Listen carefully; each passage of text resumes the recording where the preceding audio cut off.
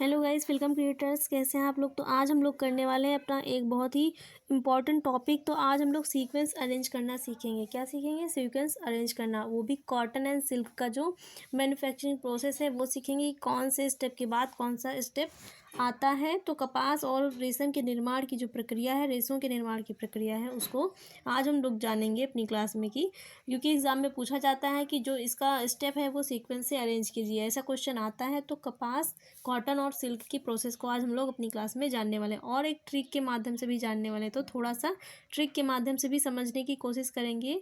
तो ट्रिक के अगर ऐसे नहीं याद हो सकता तो कोई ट्रिक ऐसी अगर होती है तो याद करने के लिए वो ज़्यादा जल्दी याद हो जाता है। तो ट्रिक भी लगाएंगे और ट्रिक के माध्यम से भी सीखेंगे। तो आइए स्टार्ट करते हैं।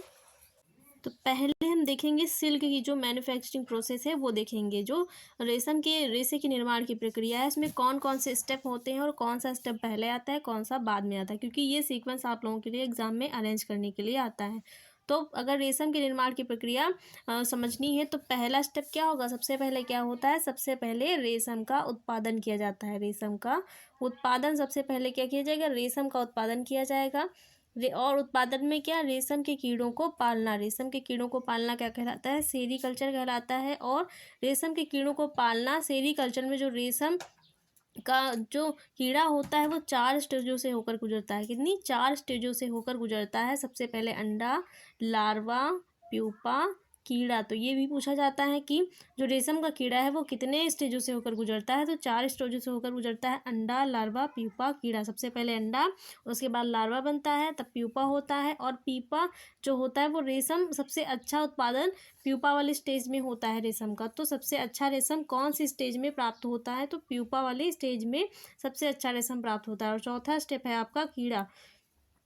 तो ये 4 स्टेप हैं और जो रेशम के कीड़ों को पालने, सेरीकल्चर वाले ही आपकी इस वाले प्रोसेस के अंदर ही आएंगे। अगला है कोकूनों की छटाई। तो सबसे पहले रेशम का उत्पादन होगा, उसके बाद कीड़ों को पाला जाता है। और कीड़ों को पालना, रेशम के कीड़ों को पालना सेरीकल्चर कहलाता है। फिर जब रेशम के कीड़ों को पाला जाता है तो वो कोकून बना लेते हैं। तो फिर उन कोकूनों की छटाई करी जाएगी, सॉर्टनिंग ऑफ कोकून होता है।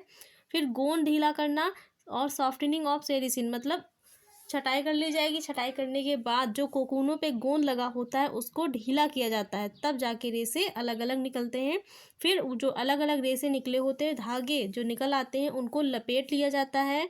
फिर गांठें तैयार करी जाती हैं, बेलिंग करी जाती है। और उसके बाद गांठें तैयार करने के बाद धागा बनाया जाता है। तो धागा बनाना कहिए या कताई कहिए, क्योंकि गांठें तैयार करने के बाद भी धागा बनाया जाता है। उसके बाद जो धागे पे गोंद लगा होता है, गोंद हटाने की प्रक्रिया क्या कहलाती है, डीगमिंग कहलाती है। उसके बाद क्या होता है, गोंद हटाने से जो जो धागे का वजन होता है वो बहुत कम हो जाता है, बहुत हल्का हो जाता है। तो उसमें क्या होता है, उसको वजन बढ़ाने के लिए, रेशे का वजन बढ़ाने के लिए उसमें प्रोसेस की जाती है, वजन बढ़ाया जाता है, जिसे वेइंग कहते हैं। फिर ब्लीचिंग करी जाएगी, देन रंगाई हो जाएगी, देन छपाई हो जाती है। और सबसे लास्ट में क्या हो जाता है, परिसज्जा और परिष्कृतियाँ करी जाती हैं रेशे पर। तो ये रेशे का, जो रेशम का रेशा होता है उसका एकदम करेक्ट सीक्वेंस है। बुक में आप लोगों की बिल्कुल ऐसे दिया हुआ है। सबसे पहला होता है रेशम का उत्पादन किया जाएगा, मैन्युफैक्चर ऑफ सिल्क होगा। दूसरे स्टेप में रेशम के जो कीड़े होते हैं उनको पाला जाता है। और वो जो कीड़ा होगा वो 4 स्टेजों से होकर गुजरेगा। कितने? 4 स्टेजों से होकर गुजरता है, अंडा, लार्वा, प्यूपा, कीड़ा। उसके बाद कोकूनों की छटाई करी जाती है, सॉर्टिंग ऑफ कोकून होता है। फिर गोंद ढीला किया जाएगा, सॉफ्टनिंग ऑफ सेरिसिन होता है। फिर धागे लपेटना, रीलिंग ऑफ फिलामेंट होगा। गांठें तैयार करना, बेलिंग होता है। देन आपका धागा बनाना, मैन्युफैक्चर ऑफ यार्न होता है। उसके बाद आपका क्या होगा, गोंद हटाना, डीगमिंग प्रोसेस करी जाएगी। फिर जब गोंद हटा दिया जाएगा तो रेशा कैसा हो जाता है, हल्का हो जाता है। उस हल्केपन को कम करने के लिए फिर उस पर वजन बढ़ाना, वेइंग जो प्रोसेस है वो करी जाती है। देन ब्लीचिंग होगी, देन रंगाई होगी, देन छपाई होगी। और लास्ट में क्या हो जाएगा, उस पर फिनिशिंग करी जाती है रेशे को आकर्षक, सुंदर और चमकदार बनाने के लिए। तो ये इतना सीक्वेंस आप लोगों का है। इन्हीं स्टेप से होकर एक जो रेशम का जो मैन्युफैक्चरिंग प्रोसेस है वो कंप्लीट होती है। तो ये आपके एग्ज़ाम में पूछा जाता हो और सीक्वेंस लगाने के लिए भी आता है कि क्रम से लगाइए, कौन से स्टेप के बाद कौन सा स्टेप आता है। तो इसको एक ट्रिक के माध्यम से भी याद करेंगे। और ट्रिक ऐसी है, थोड़ा सा अच्छी है, याद कर सकते हैं। जैसे कि आप लोग क्या कर सकते हैं, एस जो होता है उसको, एस जब बनता है तो एस ऐसे बनता है और डॉलर भी इस प्रकार से बनता है, कुछ ऐसे बनता है। तो एस को हम लोग इसमें क्या समझेंगे, डॉलर। तो M triple S R B M D गमिंग डब्ल्यू बी और डी पी, लास्ट में क्या आएगा, एफ आएगा आपका, और लास्ट में क्या होगा, एफ से फिनिशिंग हो जाएगा। तो एम से मैन्युफैक्चरिंग आपका क्या हो जाएगा, सिल्क हो जाएगा, और ट्रिपल एस से क्या हो जाएगा, सेरिकल्चर हो जाएगा, सॉर्टिंग ऑफ कोकून हो जाएगा, सॉफ्टनिंग ऑफ सेरिसिन हो जाएगा। उसके बाद आरबीएम से क्या हो जाएगा, रीलिंग ऑफ फिलामेंट, बी से बिलिंग हो जाएगा, और एम से मैन्युफैक्चर ऑफ यार्न हो जाएगा। डीगमिंग पूरा लिखा हुआ है। उसके बाद डब्ल्यू बी का होगा वेइंग और ब्लीचिंग हो जाएगा। लास्ट में डीपी का हो जाएगा, डीपी से हो जाएगा डाइंग और प्रिंटिंग, और एफ से हो जाएगा आपका फिनिशिंग। तो ये आप लोगों का पूरा एक सीक्वेंस याद करने का एक छोटी सी ट्रिक है, जैसे कि M triple S R B M डीगमिंग W B D P F, F का मतलब होगा फिनिशिंग। तो एम जो ट्रिपल एस है इसको हम लोग समझेंगे डॉलर। याद करने के लिए डॉलर से इसको करेक्ट कर लेंगे।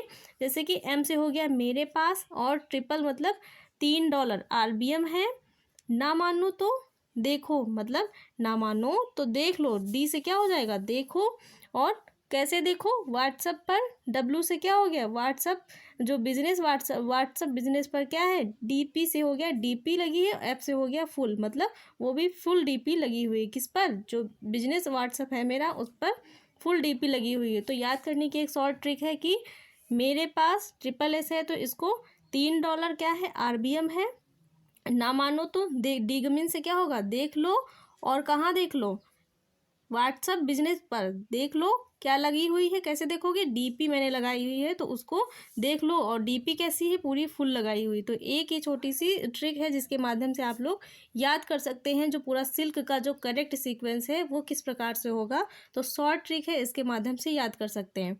याद करने के लिए कोई ना कोई अगर ट्रिक बन जाती है तो दिमाग में वो चीज़ें बैठ जाती हैं, नहीं तो ऐसे ही अगर आप लोगों को याद हो जाता है तो बहुत अच्छी बात है। अगर नहीं होता है तो इस ट्रिक को यूज़ कर लीजिए, आपका जो ये सीक्वेंस है पूरा याद हो जाएगा। ये अब हम लोगों ने सिल्क का कर लिया है, अब हम लोग कॉटन का देखते हैं। कॉटन का सीक्वेंस भी देखते हैं इस प्रकार से। Process of manufacturing of cotton. Cotton क्या होगा, कॉटन के भी जो चरण होते हैं, कॉटन बनाने के, रेशा बनाने की जो प्रक्रिया में जिन जिन चरणों का यूज़ किया जाता है उसको भी हम लोग देखेंगे। तो रेशम वाला हम लोग ने समझ लिया, उसको ट्रिक भी देख ली, उसकी ट्रिक भी देख ली, थोड़ा सा फटी है लेकिन अच्छी है याद करने के लिए, याद हो जाए बस कैसे भी कैसे करके, क्योंकि याद करना ज़्यादा इंपॉर्टेंट है, और याद हो जाए वो बहुत बड़ी बात है। तो process of manufacturing of cotton, cotton का देखते हैं। कॉटन में सबसे पहले क्या किया जाता है, तो कॉटन से रेशों से धागा बनाने के लिए सबसे पहले क्या किया जाएगा, कोए को एकत्रित करना, जो कोए होते हैं कलेक्शन ऑफ पॉट्स होगा।